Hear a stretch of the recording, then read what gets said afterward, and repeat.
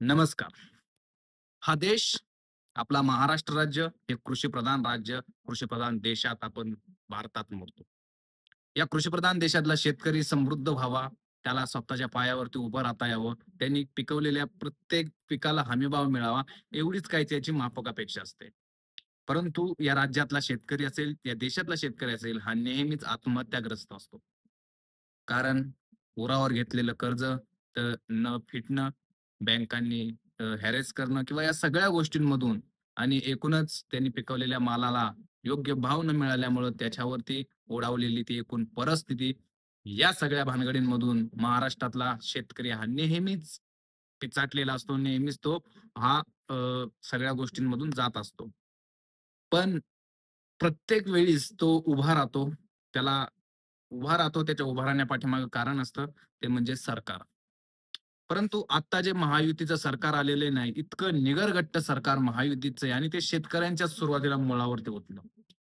लाडक्या बहिणींना नको असताना पैसे दिले, त्यांच्यावरती वायपट खर्च केला, बिन देणं न घेण्याचा. त्यांनी कधी मागितले नव्हते पैसे आणि यांची द्यायची सुद्धा काही गरज नव्हती. ह्यांना निवडणुका सोप्या जाव्यात, निवडणुकांमध्ये विजय व्हावा, म्हणून यांनी लाडक्या बहिणीवरती नको इतका पैसा खर्च केला. बेमाप पैसा ओतला. कोण घेतंय, काय घेतंय याची कुठल्याही डिटेल्स यांच्याकडे नाहीत. कुठल्याही प्रकारे सरकारकडे याची माहिती नव्हती. निवडणूक झाल्यानंतर सुद्धा, निवडणूक व्हायच्या काळात सुद्धा त्याच्या अगोदर 4-4 महिन्यांचे हप्ते महिलांच्या खात्यामध्ये येऊन पडले. कुठून आला हा पैसा? सरकारचा पैसा. सरकार म्हणजे कोण असतं? तुम्ही आम्ही. टॅक्स मधून दिलेला हा पैसा असतो आणि हा शेतकऱ्यांच्या कर्जमाफीवरती वापरावा, एवढी सुद्धा बुद्धी या सरकारकडे नसावी का? राज्याचा कृषी मंत्री माणिकराव कोकाटे हा काय बोलतोय?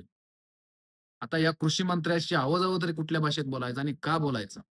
यांना जर शेतकऱ्यांशी काही देणं-घेणं नाही. एकतर कोण कृषी मंत्री केलाय? माणिकराव कोकाटे. कोण आहे हा? याचं काय योगदान आहे? कृषी क्षेत्रात योगदान ज्याचं असतं ना, त्याला या राज्याचा कृषी मंत्री करावा.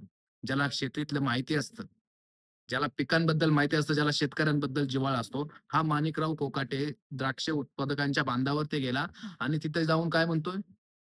तर अशा-अशा पद्धतीने असं-असं झालं. की तुम्ही कर्ज घेता आणि तुम्ही दिवाळी साजरी करताय, तुम्ही मुलांची साखरपुडा करताय, लग्न करताय. अरे, तुम्ही नेते लोकांचं लुबाडून तुम्ही मोठमोठ्या पॅलेसमध्ये लग्न करता. कोट्यावधी रुपये तुम्ही लग्नावरती खर्च करता. मग या शेतकऱ्याच्या पोरांनी केलं 4 पैसे खर्च तर काय बिघडलं? तुमचं देणं काम आहे, तुम्ही द्यायचं, तुम्ही बाकीचं रान हाणत बसायचं नाही.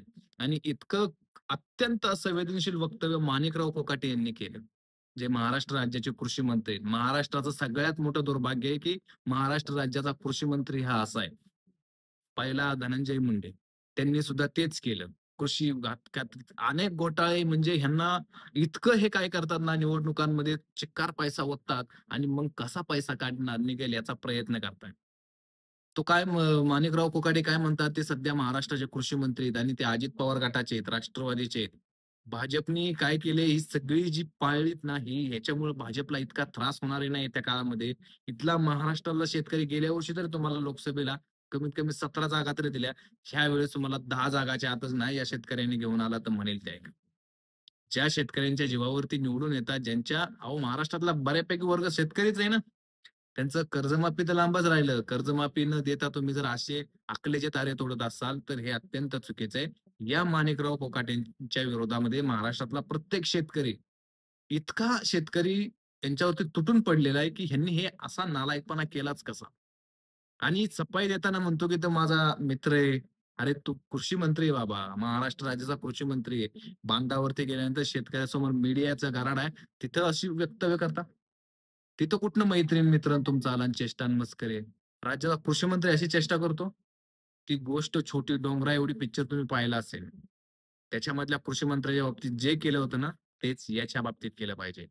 अवकाळी पावसाने नको इतकं नुकसान झालेलं आहे. हा जो अवकाळी पाऊस आला ना, लोकांच्या केळीच्या बागा असतील, द्राक्षाच्या बागा असतील, मोठमोठी त्यांची खूप मोठी गुंतवणूक होती. काही भागात उन्हाळ्यात जास्त पिकं नसतात, त्यामुळे त्यांचं एवढं नुकसान झाले नाही. परंतु काही भागात जी वर्षाची पिकं असतात ना, त्यांचं इतकं वाईट नुकसान झालेलं आहे आणि त्या नुकसानाची भरपाई लांबच राहिली, त्याचे पंचनामे लांबच राहिले. पण आमचा कृषी मंत्री हा वेगळंच आकलेचे तारे काहीतरी तोडतोय आणि नंतर दिलगिरी व्यक्त करतो. अरे, असले कृषी मंत्री काढूनच टाका. महाराष्ट्र राज्याने कृषी मंत्री बघितला बाळासाहेब थोरातांसारखा. कर्जमाफी असेल, शेतकऱ्यांच्या बांधावरती जाणं असेल, कृषी खात्यासारखं खातं नाही महाराष्ट्रात कुठलं माहितीये का काम करायचं असेल तर. तुम्ही डायरेक्ट शेतकऱ्यांच्या कनेक्शन मध्ये जाता, डायरेक्ट शेतकऱ्यांच्या कनेक्ट मध्ये जाता. रोज तुमचे महाराष्ट्रभर दौरे पाहिजेत. एक पश्चिम महाराष्ट्रात झाला की उत्तर महाराष्ट्र झालं की विदर्भ, मराठवाडा. हा माणूस नाशिक सोडून बाहेरच कुठं फिरायला झालाय. हा बाहेर कुठं जायनाच झालाय. आणि मग तिथं बसून त्यांना असे उद्योग सुचतात. एक तर अजित पवारांनी ह्यांना का कृषी खातं दिलंय हे त्यांनाच माहिती. दुसरी गोष्ट म्हणजे माणिकराव कोकाटे यांचा काय कृषी खात्याशी संबंध आहे, हे सुद्धा समजून घेतलं पाहिजे आणि सरकारनं कर्जमाफी का केली नाही, हे सुद्धा जनतेला समजून सांगितलं पाहिजे. मान्य आहे तुमच्याकडे कर्जाचा डोंगर आहे सगळ्या गोष्टी, पण तुमचं ते काम होतं. तुम्ही लाडक्या बहीण यांच्यावरती जो काही वायपट खर्च केलाय ना, त्याच्यापेक्षा शेतकऱ्यांवरती खर्च करायला पाहिजे होता.